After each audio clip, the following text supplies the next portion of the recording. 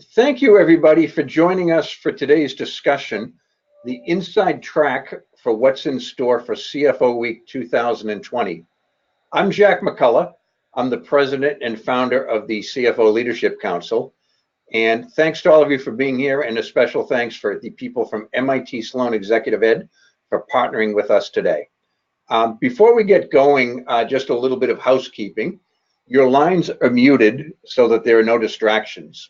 However, we certainly encourage your questions and comments throughout today's discussion. So please feel to type your question into the dashboard, and Kristen or I will ask on your behalf. Also, just as a reminder, since this is more of a collaborative review, there will be no CPEs offered for today's program. If you do like CPEs or simply want to join us for the next program, that will be the Power Hour on Thursday, the 23rd. The topic being what keeps CFOs up at night when expanding globally, and that will be led by Safeguard Global. So anyway, before I turn it over, just a little bit, this is our second year collaborating with MIT Sloan Executive Education, and I'm really excited about it. Some of you know I talk with our members daily about the challenges and opportunities that they face in their roles as finance leaders. And these conversations in no small part have influenced the content of the conference and CFO Week generally. The conversations are focused on what's changed in the CFO role, what the skills finance chiefs and their teams will need to succeed going forward. We're at the start of a new decade, and so, what do the organizations you run need to be prepared for? All of these things will be the focus of CFO Week. So I think you're going to have a great week. So I want to turn it over to today's discussion leaders. They've been called the George Clooney and Brad Pitt of the finance industry. Why is that funny? I thought that was true.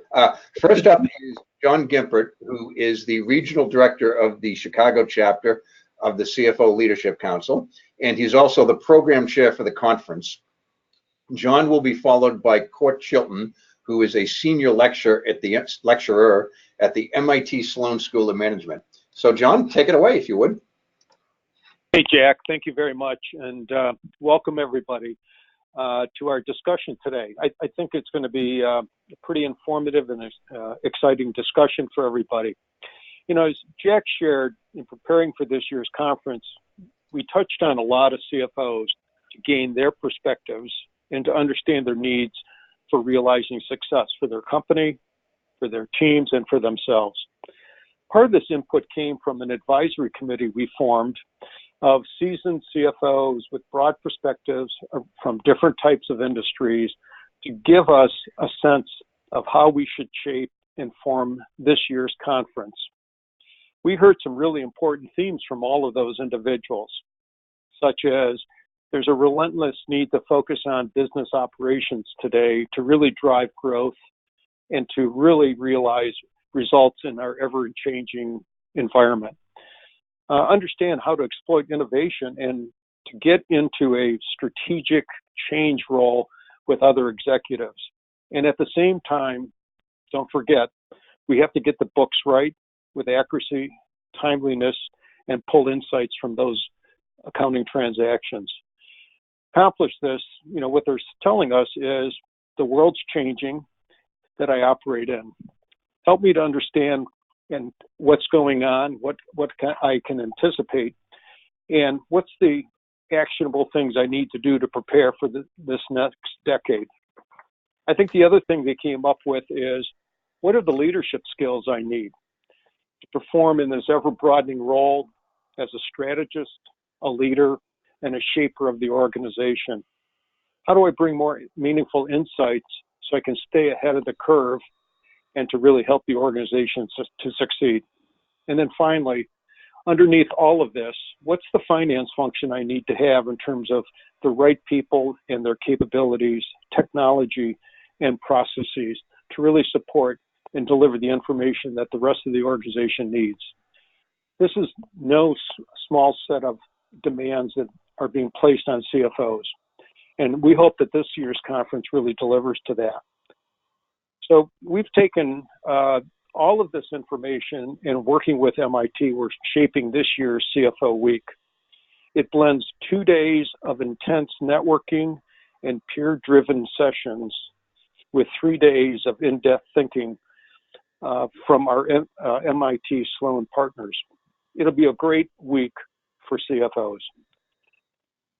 So I think let's kind of dive into this Masterclass 2020, the first couple of days that we're going to deliver. This is really helping CFOs to understand this decade, the one you've just stepped into, and most importantly, how to make a leap forward to be successful. First, a key overarching element that we're building into the conference is that each session of the Masterclass will include specific learning points that you can take away and supported by suggested action items as well to help you to grow and develop yourself as an executive. So let me go through the next couple of days that we're going to explore with you as part of Masterclass. On May 11th, day one is going to really start with some interesting business case workshop sessions.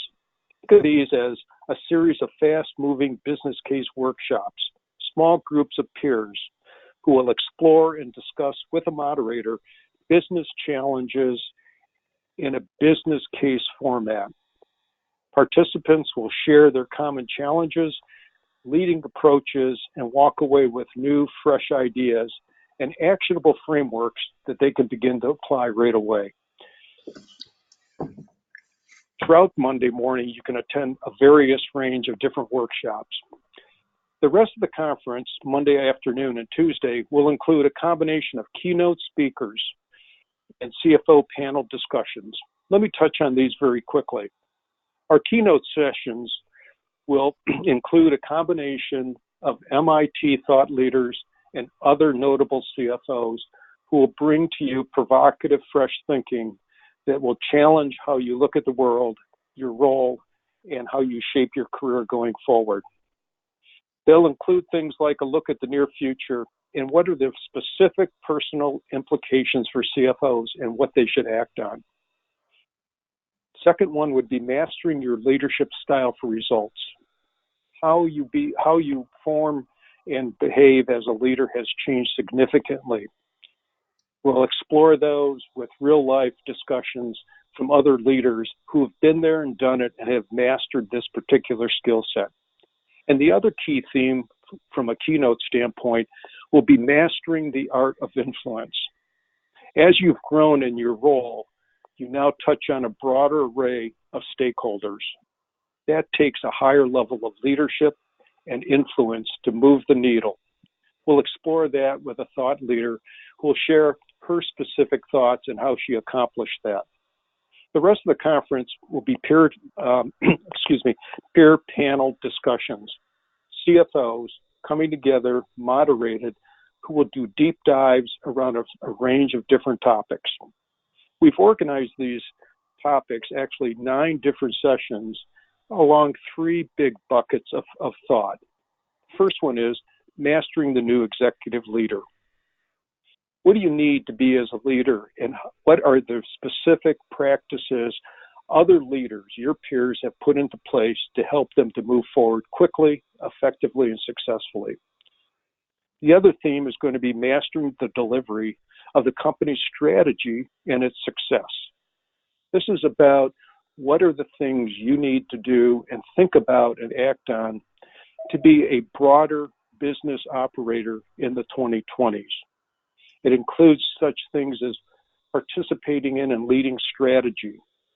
How do you really deliver performance management programs across your company? How do I really affect change and innovation and risk-taking by the executive committee and my team? Those are just some examples. And then finally, we can't forget about the finance organization. It's the underpinnings for every CFO, and you've got to have that right, or you can't execute as a higher level executive. So we will get into what are the new views for finance, capabilities of people you need, tools, technology, what innovations do you need to make, and which ones really provide to you the right return on investment, and how do you build a strategy to move forward and shape this new finance organization. These are going to be fresh, provocative topics, and you're going to learn a lot. So as a reminder, all of these sessions will include a specific set of learning points and suggested actions for you to take away and to consider. It will be a learning experience for you. Now, with that, I'm going to turn it over to Court, who'll give you a deep dive on part 2 of CFO Week. Court, take it away. Thanks, John, and hi, everyone. It's nice to talk with you. Just a quick introduction about me. I'm on the faculty at the MIT Sloan School, and when I teach, I'm usually talking about some combination of leadership, organizational change, and strategy, and I'm the faculty director for this experience. Let me say a couple of things just while we're on this slide, 3 quick things. One is that for anyone listening, it's possible to come to both the conference and the learning session at MIT, or just the learning session, or just the conference. So whichever you'd like to do, you can do. So it's not that if you want to come to MIT, you have to go to the conference or vice versa.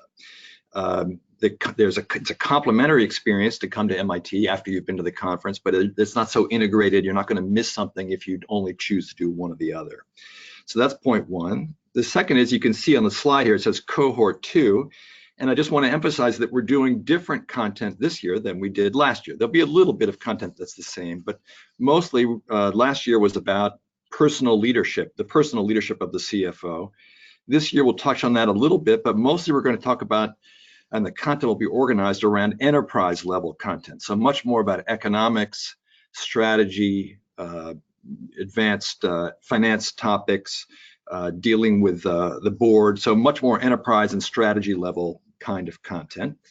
And then the last point before I move on is that the learning that we'll do at MIT is a chance to go deeper and to begin to apply certain concepts in your own organization. That's harder to do in a conference, which is generally more about awareness, broadening your gaze and networking.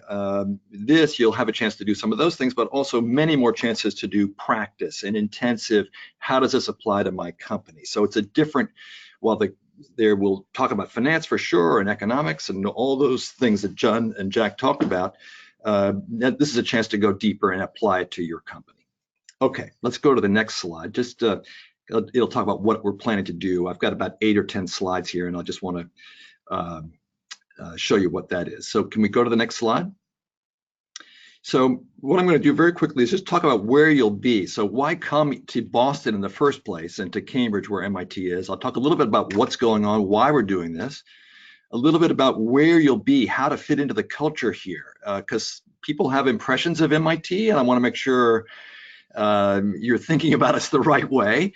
And then I'll talk a little bit about the course content, how we deliver it, and how to get the maximum value out of it. So that's my plan in about a few slides here. Let's go to the next slide. So this was the first building of the modern day MIT. This is 1915 or so. Most people know us for this dome. This is a daytime picture. This is where all the celebrations and the rites happen, graduation happens here. So this dome is a big part of the experience, and we'll see that and take a picture in front of it if that's important to you while you're here. Let's go to the next slide. And here is a nighttime shot of the same dome. This is on the 100th anniversary of our move across the river. MIT used to be in the Back Bay, not many people know that, but now we're in Cambridge across the river. And one of the reasons I show this a lot is because we're super excited to have you here with us, because it's not often that we can get CFOs from lots of different companies in the same room. This is a rare opportunity for us, and we're super excited about it. So hopefully the fireworks show you a little something about that. Let's go to the next slide. Now, in the middle there, in the yellow part, that you can see, that's where the dome is. And I wanted to show you this slide because this is basically the part of Cambridge that we're in. We'll be down in the area circled in red where it says MIT Sloan Exec Ed. So we're about 1/4 of a mile from the dome. The MIT campus is only something like 166 acres. It's not that big. The point is, it's dense, and the ecosystem around us, the innovation ecosystem around us, is intense and super dynamic. So what you'll see on here in the color coding is all the energy companies here, both startups and big. Amazon, Google, Oracle, Facebook, they're all here. Biopharma is a big cluster here, and we'll get out and into this ecosystem a couple of times during the time that you're here with us at MIT. So MIT is a little bit different kind of place than going to typical research university or to a business school inside one of a research university. And part of the difference is the ecosystem around us. We did some research recently. If you took at all the going concerns, this is as of 3 or 4 years ago, all the going concerns that have been started by MIT faculty or students, the revenues from those companies add up to the 16th largest economy in the world, basically the GDP of Brazil. So it's an intense and vibrant place, and we're going to do our best to not only deliver the course content, but get you out into this and understanding what's available to you, how you could connect with this ecosystem. You'll also see a lot of VCs that are in the neighborhood here, in part because of this innovation ecosystem that's right around us. And we'll connect you to that, the finance world, the risk capital dimensions of our world too. Let's go to the next slide if we can. So I want to talk a little bit about MIT, just so you know really what we're about. You can see our mission in the top part of this slide is to advance knowledge and educate in science, technology, and other areas of scholarship. For us, management is one of those other areas of scholarship. And so Sloan is one of just 5 schools at MIT, and we focus on management and leadership. And you can see there our logo and our motto, that everybody's got to have a Latin motto. That's the one we have is Mens et Manus, which stands for mind and hand. And basically, we believe that you don't really know anything until you've started to apply it. And once you've applied it and maybe even teach other people about it, then you really know something. So this is, as you might imagine, sort of consistent with the way the school began, which is as an engineering school. We're just sort of an engineering, super applied, get your hands dirty kind of a place. We're not, we are academic, but we don't fit the common stereotype that you might have about academics. I'm one of a third of the faculty at Sloan that has worked out in the for-profit commercial world before becoming a faculty member. We just value connection with the outer commercial world. And so we tend to use case method materials a little bit less frequently than most other business schools. We tend to just be more applied and engineering and hands-on in our approach to everything. And that's what to expect when you come here. Let's go to the next slide. This is a little bit about our culture and what we prize.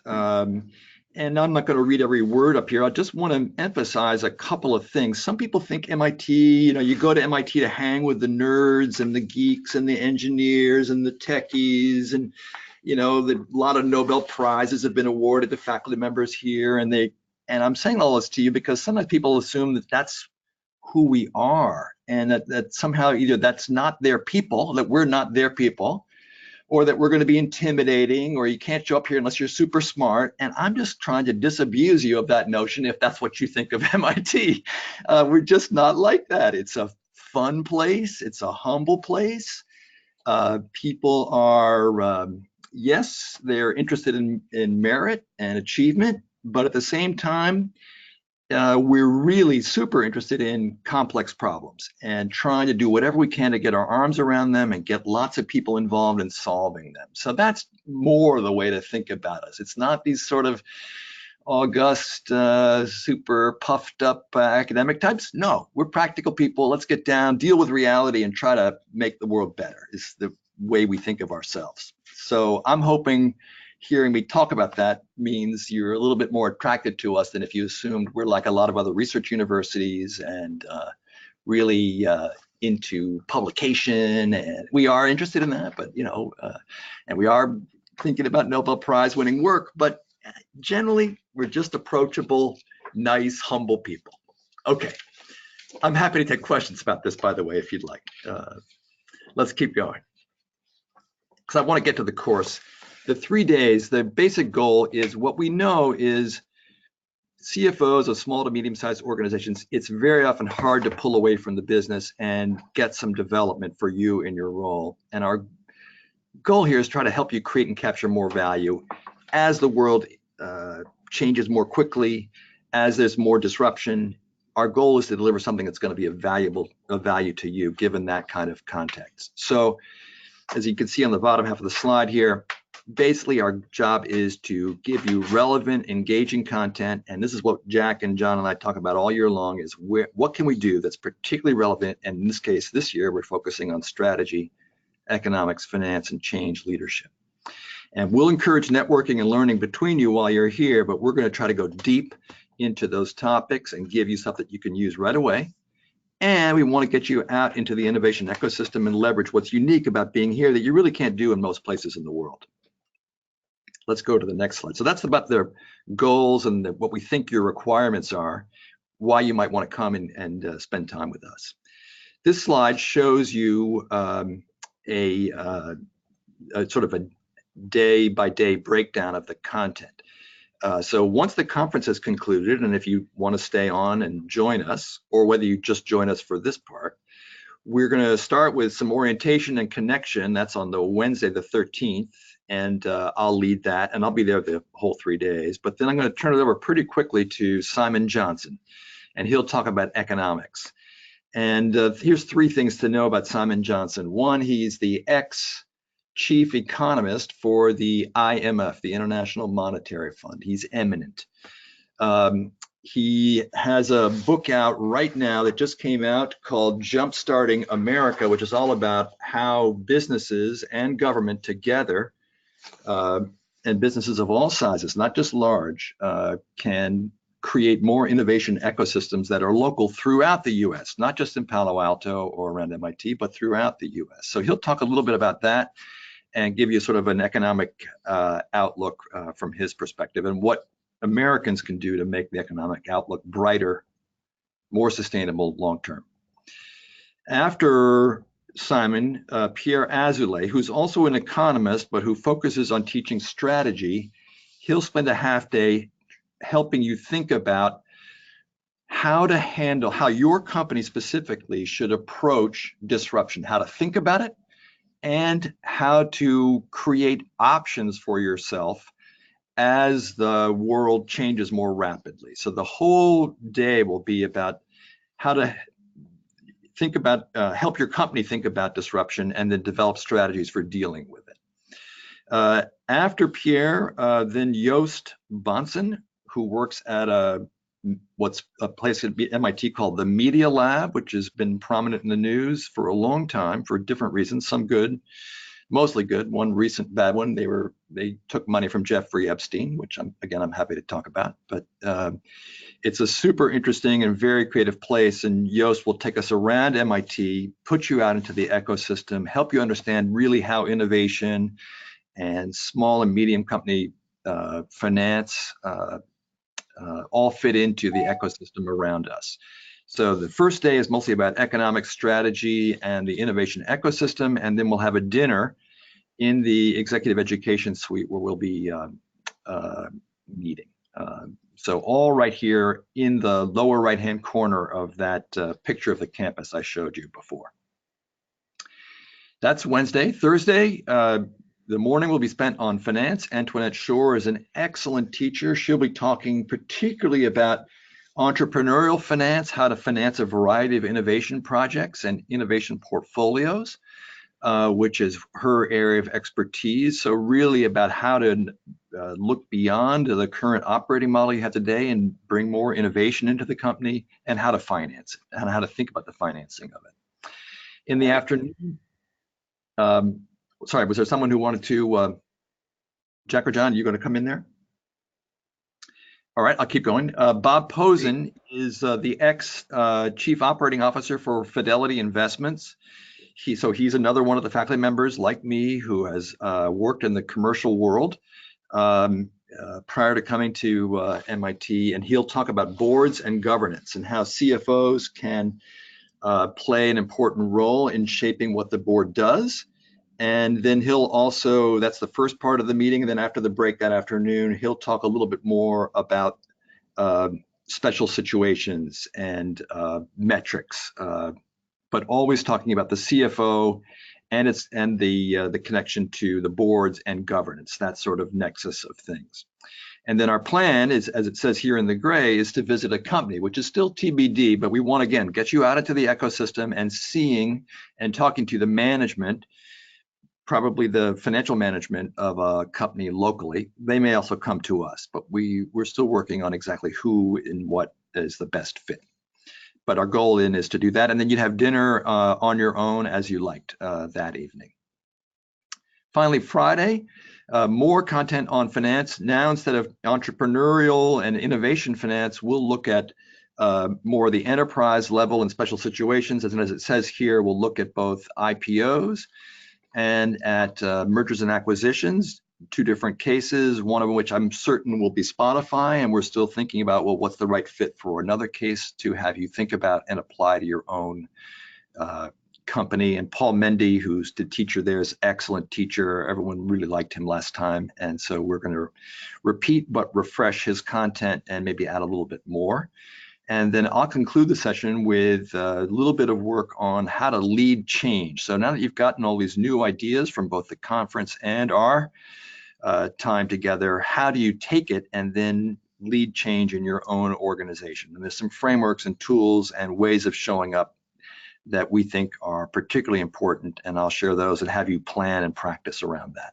Then we'll do a little wrap-up ceremony, and we won't sing Kumbaya, but we will have a very nice way of sort of concluding things on a high emotional note. It's not all just about content, but also the feeling. And so we'll do that at the end of the day on Friday.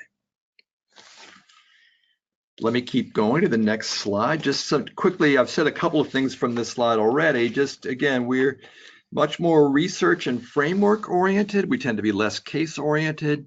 We use mini cases a lot, but if you're expecting to have to read lots of long cases with appendices and do financial analysis, that's not what we do. You might have to, look at a spreadsheet that we create ahead of time, but we're assuming you know how to have a discussion about a company or about a situation. We'd rather get into the weeds and have you get your hands dirty rather than talking about for a long time about cases. Cases are good, we believe in them, but we don't only use them. There'll be a lot of small breakout sessions. We tend to love that stuff, and we'll ask you to commit to certain hypotheses you might have, and then we'll test your commitment to those things. So our goal is to really have you get your hands dirty, test your instincts, and we'll do whatever we can to make it as applied, as hands-on as we can. It won't just be about downloading knowledge or research to you. And we typically tend to use frameworks, examples, and then a lot of time spent on application, as you can see in the pie chart on the right. Let's keep going. We also like to bring in the outside world, so we have a course website where we post all the faculty slides. You'll have access to those, all the pre-reading. We tend to encourage smartphone use. There's an MIT app that can help you orient to the campus and find your way around. The MIT.edu website, I'd urge you to go there if there's something special that you're interested in terms of technology or some content or something appropriate to your particular company. You'd be amazed at what people are working on at MIT, and that the good way to sort of go in the door is just to hit the search engine at MIT.edu.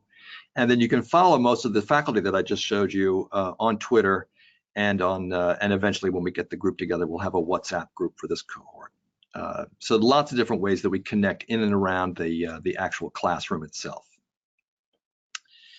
Let's keep going. There's some pictures of some faculty. We'll post the information about the other faculty on the CFOLC website very shortly, but just to give you a flavor for the kinds of people, the picture of me there with the necktie on, that you will never see, I hope. But so and Yost never wears a bow tie. He'll be in shorts and sandals no matter when you come here. So those are the only things that are kind of faked, and for this purposes of these slides, mostly we're just informal and prefer to be informal. I'm going to do something about this picture, and I know Yost wants to do something about his picture too. But you can read more about us, the two of us there, and then we'll post the detail about the other faculty members on the CFOLC website. Let's keep going. Oh, and just a couple of slides, just again, to sort of give you the flavor for us. Since this is not really that interactive, this is a picture of our mascot. So let's go to the next slide. That's Tim the Beaver. The beaver is our website, as you might imagine. We like the beaver because she, either way, nature's engineer. And so, and he thinks she thinks her name is Tim because when she wears the MIT gear and looks in the mirror, she thinks it's telling her that her name is Tim. So I show this because, again, I want people to feel unintimidated by MIT. This is kind of a representation of who we are. We're hardworking, like beavers are. We're collaborative. We warn people about dangers with our tails, and we're resilient. When we meet up with obstacles, the beavers are very good at coming back. Ask any water engineer for a city. The beavers are toughest opponent because no matter how many times you destroy their dams and screw up the sewer system or the water intake system, and then you fix it, the beavers come back. So just to give you a little flavor about sort of the ethos of us, I like to show this picture of Tim the Beaver. It's a friendly animal, unintimidating. Most schools have a fierce, aggressive, highly competitive animal. Shark, tiger, that kind of thing. Not us.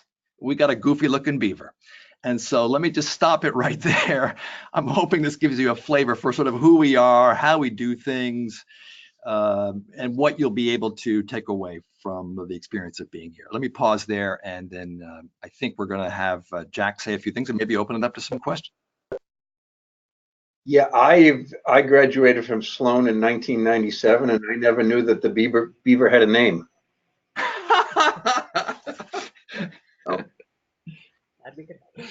Cool. Kristen, does the group have any questions, or should we wrap things up? Well, Jack, this is John. I just want to build on one of the key elements we talked about for the MIT experience, and that is, diving into something and getting your hands dirty, because, that's very much, what we hear from the CFOs who are members of the CFO Leadership Council.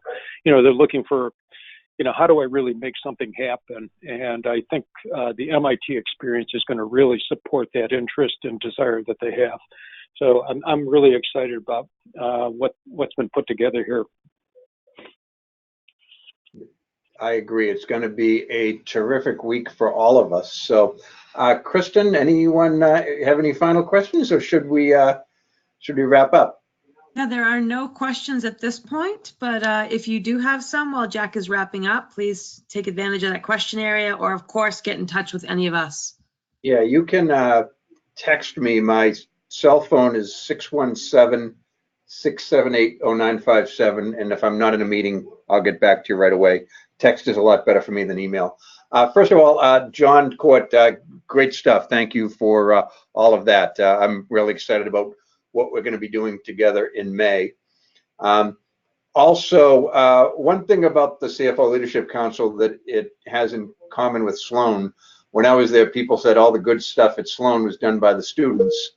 And in a similar vein, all of the good stuff at the CFO Leadership Council is done by our members.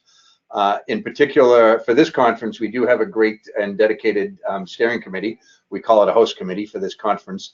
But if any of you are on this call, I would like to acknowledge and thank you for your effort in creating a great event. So that said, we look forward to seeing all of you in May. If you're definitely going to be attending the conference, you might want to book sooner and later for two reasons. One, early bird pricing will end in a week or two, I believe. I had planned on ending it December 31st, but Jennifer, Kristen, and John convinced me that that was just mean to do it while everyone was on vacation. So we gave it a couple more weeks. So you might want to book it within the next few days. The other factor is last year the hotel actually sold out of rooms. So, we didn't know how many to book, and we don't know again. So if you'll be staying at the hotel, you might want to book your travel this month as well. It actually sold out in February last year. So that said, if there are no more questions, I will bang my rhetorical gavel and call this meeting to a close. But thanks for participating and for listening in, and look forward to seeing you soon.